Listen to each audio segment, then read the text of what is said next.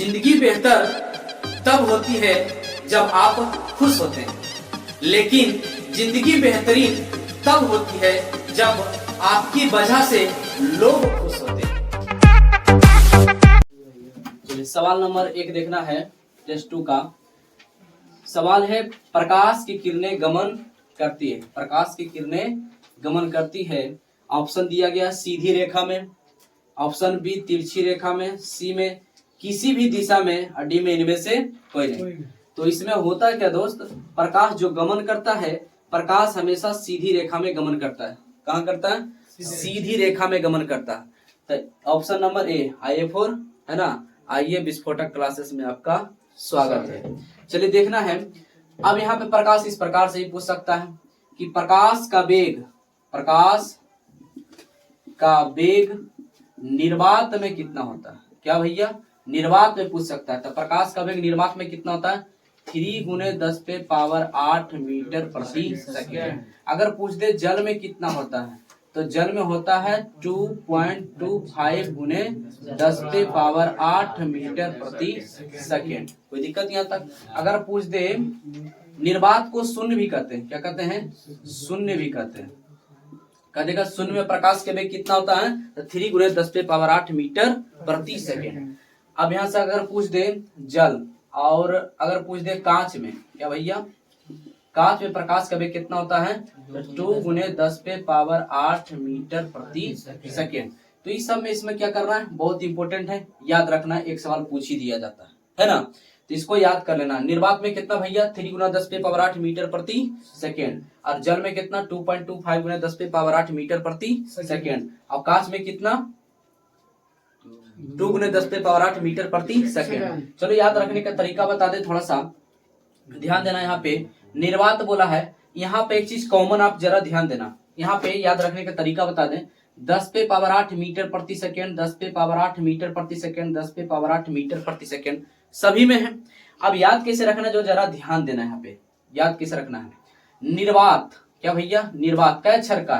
3 अक्षर का। 1 2 3, इसलिए 3। और 10⁸ मीटर प्रति सेकेंड तो बपौती कसम खाई ले उसके पिछवाड़ा में लगल रहेगा, ठीक है ना। तो 3 × 10⁸ मीटर प्रति सेकेंड रहेगा ही रहेगा। अब जल की बात कर लेते हैं, है ना। जल के बाद तो देखता है, कभी ट्रेन पे सफर करते हैं तो बोलेगा कितना, है ना, कि 2 बोतल का दाम कितना? 25 रुपया। 2 बोतल का दाम 25 रुपया। 2 बोतल का दाम कितना? 25 रुपया। 2 बोतल का दाम 25 रुपया। याद रहे जाएगा 2.25 × 10⁸ मीटर प्रति सेकेंड, तो रहेगा ही रहेगा। अच्छा, कांच का, कांच कितना अक्षर का भैया?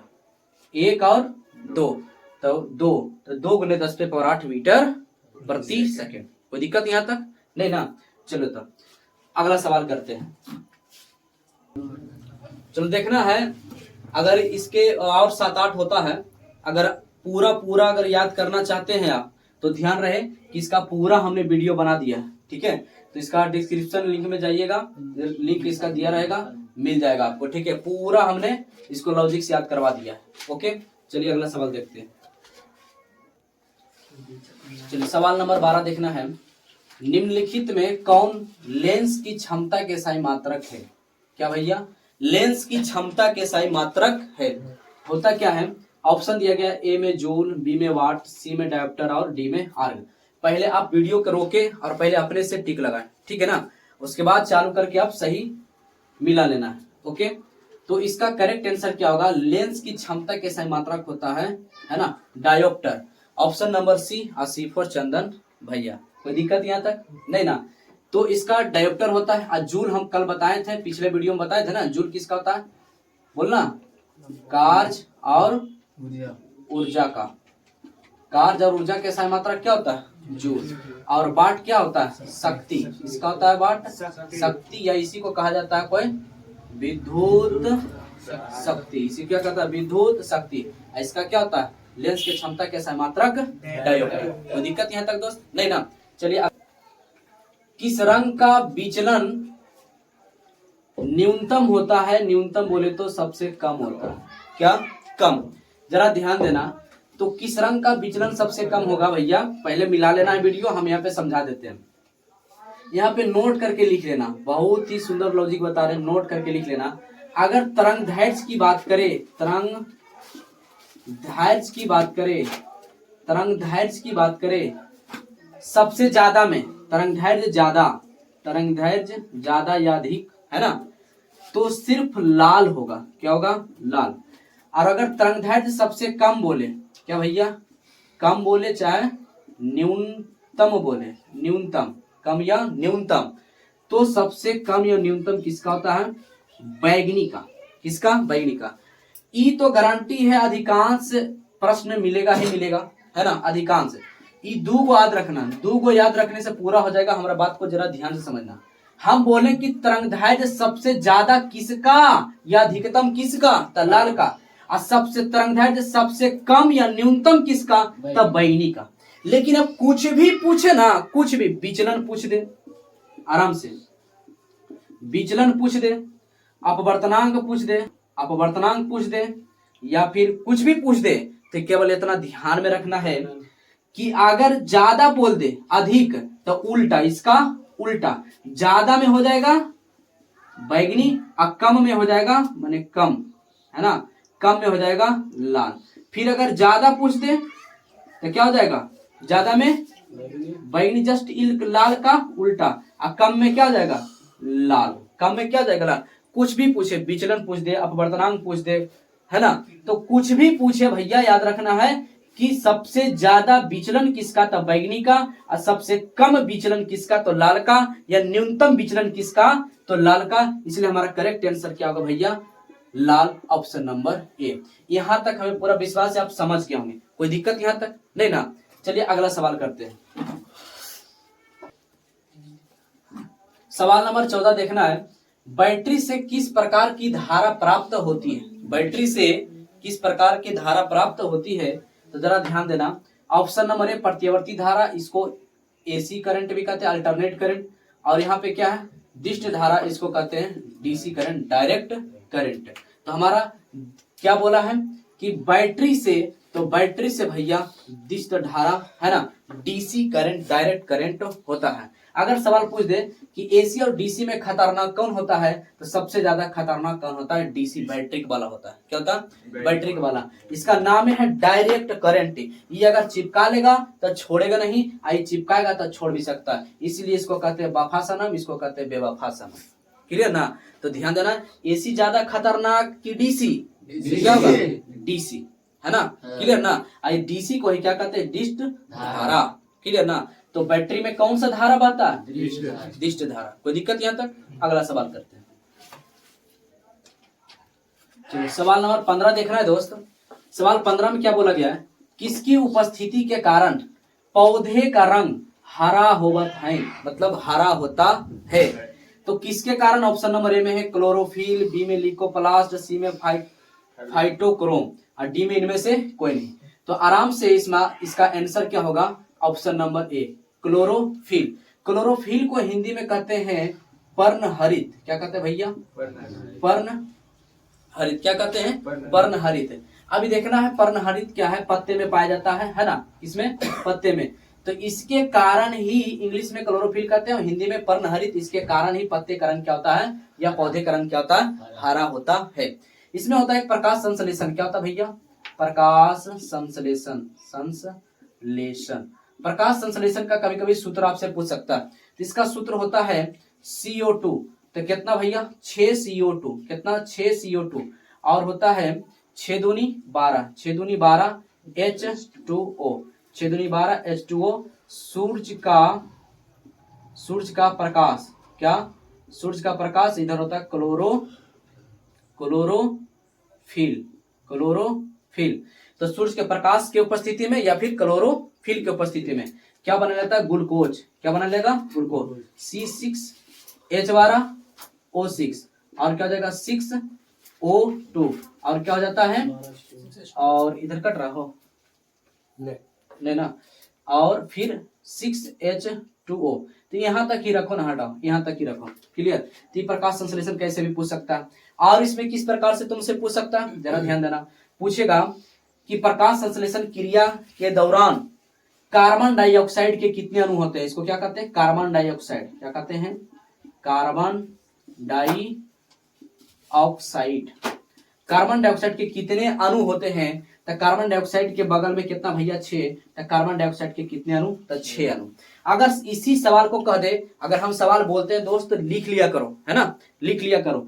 अगर पूछ दे इसी पर सवाल को कि कार्बन प्रकाश संश्लेषण की क्रिया के दौरान कार्बन डाइऑक्साइड में कार्बन के कितने अणु हैं, तो कार्बन के कितने अणु दोस्त? तो कुछ नहीं तो कितना है, तो कार्बन के अणु हो जाएगा 1। अगर इसी सवाल को फिर से पूछ दिया जाए कि प्रकाश संश्लेषण में कार्बन डाइऑक्साइड के ऑक्साइड में ऑक्सीजन के कितने अणु है, तो ऑक्सीजन के कितना दोस्त? तो ऑक्सीजन के हो जाएगा, ऑक्सीजन कहाँ है? O2, तो ऑक्सीजन के 2 अणु हो जाएगा। अगर इसी में कह दे कि पहले तो ग्लूकोज का सूत्र भी पूछ देता है। क्या पूछ देगा? ग्लूकोज का सूत्र। ग्लूकोज, इसी को ग्लूकोज कहते हैं। क्या कहते हैं? ग्लूकोज। ग्लूकोज का सूत्र भी पूछ देता है।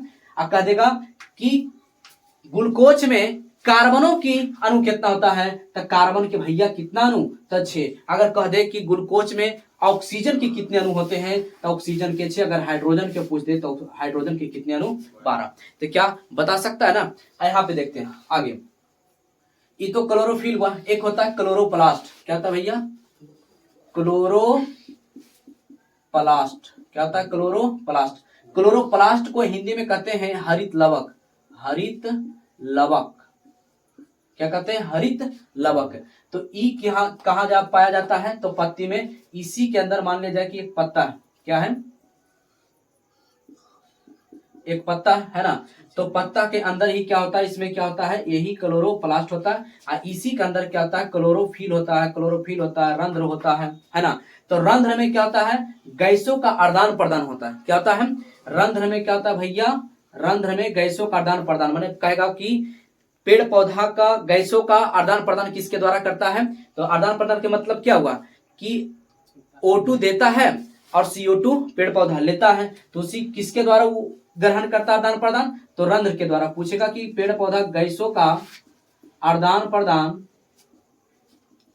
प्रदान किसके द्वारा करता है भैया, तो रंध्र के द्वारा। या पेड़ पौधा किसके द्वारा करता है, तो गैसों का आदान प्रदान, या इसी को कहता है कि विनिमय करना। क्या? विनिमय करना। कोई दिक्कत? तो रंध्र से क्या होता है, या इसी को कहते हैं अस्टोमाटा। क्या कहते हैं? अस्टोमाटा। अस्टोमाटा। रंध्र को क्या कहते हैं? अस्टोमाटा। पेड़ पौधा मतलब कि पत्ती कैसे अपना, है ना, श्वसन क्रिया करता है, तो रंध्र के द्वारा। रंध्र के द्वारा क्या मुक्त करता है, तो ऑक्सीजन मुक्त करता है। क्या मुक्त करता है? ऑक्सीजन मुक्त करता है। और CO2 कार्बन डाइऑक्साइड अपने पास रख लेता है। कोई दिक्कत यहां तक नहीं ना? चलिए अगला सवाल करते हैं। चलिए सवाल नंबर 16 देखना है। पौधे में उत्सर्जी पदार्थ है। पौधे में उत्सर्जी पदार्थ है, तो उत्सर्जी पदार्थ के मतलब क्या होता है कि जो बेकार तथ्य हो, बेकार पदार्थ हो, उसी को उत्सर्जी कहते हैं। तो जरा यहाँ पे भी समझना है, उतना डिटेल में तो करना है नहीं, केवल अपन, है ना, ऑब्जेक्टिव पर ध्यान देना। 50 में 50 किसी भी तरह से एकदम आना चाहिए, 50 से एक भी कम नहीं आना चाहिए। यहाँ पे जरा ध्यान देना है। तो पेड़ पौधे में उत्सर्जी पदार्थ क्या होता है, तो यहाँ पे जरा ध्यान से समझना। गोंद भी उत्सर्जी पदार्थ है, टेनिन भी उत्सर्जी पदार्थ है, और रेजिन भी उत्सर्जी पदार्थ है। इसका मतलब इसका करेक्ट आंसर क्या आ जाएगा, इनमें से सभी। ऑप्शन नंबर डी फॉर दिल वाले दुल्हनिया ले जाएंगे। अब यहाँ पे सवाल जरा ध्यान से देखना। एक और होता है उत्सर्जी पदार्थ, लिख लेना। उत्सर्जी पदार्थ में या 2 नंबर में ही पूछा जाता है कि उत्सर्जी पदार्थ का नाम लिखे, है ना, कम से कम 3 लिखना होता है। एक और होता है लेटेक्स। क्या होता है? लेटेक्स। ये भी क्या है, पौधे का उत्सर्जी पदार्थ है। ये भी उत्सर्जी पदार्थ है। चलिए सवाल नंबर अगला देखते हैं, ध्यान देगा। सवाल नंबर 17 में सभी जीव जंतुओं के लिए ऊर्जा का अंतिम स्रोत क्या है, तो सभी जीव जंतुओं के लिए अंतिम का ऊर्जा स्रोत जो है भैया है क्या, ऑप्शन नंबर सी, सूर्य। सी फॉर चंदन भैया, ठीक है ना। अब यहाँ पे देखते हैं, यहाँ पर एक ऑप्शन नंबर डी है, कोयला। चाहे आते हैं कोयला के बारे में जानते हैं, है ना। कोयला भैया, कोयला 4 प्रकार के। कितना प्रकार के? कोयला 4 प्रकार के। नंबर 1 में कोयला, नंबर 1 में एंथ्रासाइट, है ना। नंबर 2 में बिटुमिनस, और तीसरा में लिग्नाइट, लिग्नाइट, और चौथा जो होता है पीट कोयला। क्या होता है? पीट कोयला। पीट कोयला। अब जरा यहाँ समझना, सबसे इसमें मजेदार की बात है दोस्त, इसमें ज्योग्राफी भी क्लियर हो जाएगा, है ना। जब आप ऑब्जेक्टिव का तैयारी करेंगे, याद करेंगे, तो इसमें आपको कोयला पढ़ना है ना, पढ़ने के लिए एकदम जरूर मिलेगा। इसलिए यहाँ पे जरा ध्यान देना कोयला के बारे में। कोयला कितने प्रकार के भैया? तो 4 प्रकार के। कोयला के कितने बाल बच्चा? 4। तो 4। पहला का नाम एंथ्रासाइट, दूसरा का नाम बिटुमिनस, तीसरा का नाम लिग्नाइट और चौथा का नाम पीट कोयला। अब यह देखना, अगर कह दे सबसे उच्चतम कोयला है, सबसे बढ़िया कोयला, है ना, सबसे अच्छा कोयला, सबसे अच्छा बोले या उच्चतम, अच्छा बोल दे या उच्चतम कोयला, किस कोयला का सबसे अच्छा किस्म का होता है? तो एंथ्रासाइट। इसमें जो होता है ना कार्बन की मात्रा, इसमें जो होता है कार्बन की मात्रा, इसमें 90% से अधिक होता है। 90% से अधिक क्या होता है भैया? 90% से अधिक। क्लियर ना? और इसमें धुआं बहुत कम होता है। इसमें क्या होता है? धुआं बहुत कम होता, नहीं के बराबर। क्लियर ना? बिटुमिनस जो है इसको कहते हैं घरेलू कोयला। घरेलू कोयला क्या? घरेलू कोयला के नाम से जाना जाता है तो बिटुमिनस। घरेलू कोयला के नाम से जाना जाता है बिटुमिनस। अच्छा, लिग्नाइट है ना, एक होता है पीट कोयला। सबसे कहेगा इसमें कि सबसे घटिया कोयला, घटिया क्या बोले भैया? सबसे घटिया कोयला या सबसे निम्न किस्म का कोयला किसे कहा जाता है? तो पीट कोयला को कहा जाता है। और सबसे अधिक धुआं यही देता है, सबसे अधिक धुआं यही देता है। सबसे अधिक धुआं कौन सा कोयला देगा? पीट कोयला। सबसे कम एंथ्रासाइट। अब बिटुमिनस के नाम से आती है, घरेलू कोयला के नाम से जाना जाता है बिटुमिनस। कोई दिक्कत यहाँ था दोस्त? नहीं ना? चलिए अगला सवाल को करते हैं। चलो सवाल नंबर 18 देखना है। पहले अपने से लगाना है ना, उसके बाद फिर मिला लेना है। बोला निम्नलिखित में किसके कारण अम्ल वर्षा होती है? अम्ल वर्षा होती है तो जरा ध्यान देना। ऑप्शन ए है CO2, ऑप्शन बी है SO2, ऑप्शन सी में CO और डी में Cl2। इसका करेक्ट आंसर क्या होगा? अम्ल वर्षा को ही कहते हैं SO2। अम्ल वर्षा को क्या कहते हैं भैया? SO2। बोलेगा अम्ल वर्षा SO2 को किस नाम से जाना जाता है? तो अम्ल वर्षा के नाम से जानते हैं। जरा आप ध्यान देना, लेकिन अगर कह दे greenhouse gas, greenhouse gas के नाम से जाना जाता है तो CO2। किसको भैया? CO2। ग्रीन हाउस गैस के नाम से जाना जाता है CO2। ग्रीन हाउस गैस के नाम से जाना जाता है CO2। ये भी बहुत इंपॉर्टेंट सवाल है, ये भी पूछ सकता है। तो ग्रीन हाउस गैस के नाम से जाना जाता है CO2। CO2 बहुत अच्छा। और अम्ल वर्षा के नाम से SO2। अब CO को क्या कहते हैं? इसको कहते हैं कार्बन मोनोऑक्साइड। क्या कहते हैं? Carbon monoxide. क्या कहते हैं? Carbon monoxide. इसी को कहते हैं कि विषैला गैस, विषैला गैस, या इसी को कहते हैं जहरीला गैस, जहरीला गैस, या इसी कहते हैं प्राणघातक गैस भी कहते हैं। तो इसी को विषैला गैस, जहरीला गैस और प्राणघातक गैस के नाम से जाना जाता है तो CO, कार्बन मोनोऑक्साइड। इसका नाम क्या होता है? Carbon monoxide. कार्बन मोनोऑक्साइड क्या देगा? विषैला गैस के नाम से जानते हैं कार्बन मोनोऑक्साइड। कार्बन मोनोऑक्साइड नहीं लिखा रहता, क्या लिखा रहेगा? CO, है ना। क्या जहरीला गैस के नाम से जाना जाता है कार्बन मोनोऑक्साइड। कोई दिक्कत? प्राणघातक नाम से जाना जाता है तो किसको कहेंगे? CO या कार्बन मोनोऑक्साइड। कोई दिक्कत यहाँ तक? अगला सवाल करते हैं। सवाल नंबर 19 देखना है। तेलचट्टा में कितने जोड़े श्वसन रंध्र होते हैं? है ना, श्वास रंध्र होते हैं या श्वसन रंध्र होते हैं? तो इसमें जो होता है दोस्त, ऑप्शन नंबर सी बोले तो 10, है ना। ऑप्शन नंबर सी बोले तो 10। ये ध्यान में रखना कि तेलचट्टा कुछ होता है जिसको बोलते हैं कॉकरोच, है ना। तेलचट्टा में कितना होता है? श्वास रंध्र कितना होता है? तो 10 होता है। चलिए अगला सवाल करते हैं। चलिए सवाल नंबर 20 देखना है। बोला क्या कि प्रकाश संश्लेषण की क्रिया होती है किसमें होता है भैया? कवक। कवक के लिए प्रकाश के संश्लेषण की आवश्यकता नहीं है, जंतु के लिए भी नहीं है, क्या परजीवी के लिए नहीं है। हमारा ऑप्शन नंबर क्या होगा? C4 चंदन भैया। बोले तो हरे पौधे में प्रकाश संश्लेषण किसके लिए जरूरी है? पेड़ पौधा के लिए ही ना जरूरी है, हाँ? तो पेड़ पौधा के लिए प्रकाश संश्लेषण जरूरी है। एक सवाल ये भी बहुत तगड़ा पूछता है कि प्रकाश संश्लेषण का कच्ची सामग्री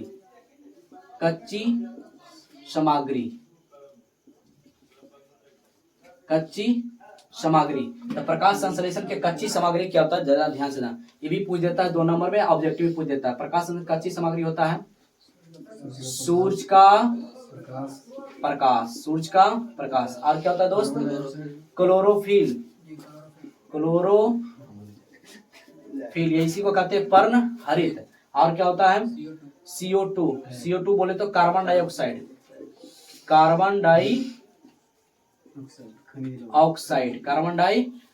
है ना। ये सब क्या है? कच्ची सामग्री। सब क्या है दोस्त? कच्ची सामग्री है। एकदम पूछे कि प्रकाश संश्लेषण का कच्ची सामग्री है तो कच्ची सामग्री में कहेंगे सूरज का प्रकाश, क्लोरोफिल, कार्बन डाइऑक्साइड बोले तो CO2। कोई दिक्कत यहाँ तक? अगला सवाल करते हैं। चलिए सवाल नंबर 21 देखना है। ग्लूकोज का रासायनिक सूत्र क्या होता है? ग्लूकोज का रासायनिक सूत्र क्या होता है? अभी हमने बताया था, है ना, प्रकाश संश्लेषण रासायनिक सूत्र क्या होता है? ग्लूकोज का रासायनिक सूत्र क्या होता है? C6H12O6 है ना। ये नहीं होगा, है ना। अगला सवाल देखना 22 नंबर। सोडियम की परमाणु संख्या क्या दोस्त?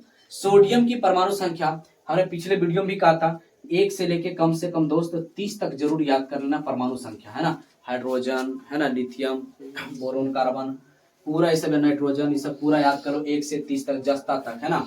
तो इसमें क्या होता है? बोला सोडियम का, तो भाई साहब सोडियम 11 में होता है। इसका correct answer option number A. Sodium कितना में होता है? 11 में। सोडियम कितना में दोस्त? सोडियम का सांकेतिक होता है नाम Na, सोडियम। 14 में होता है सिलिकॉन। क्या होता है?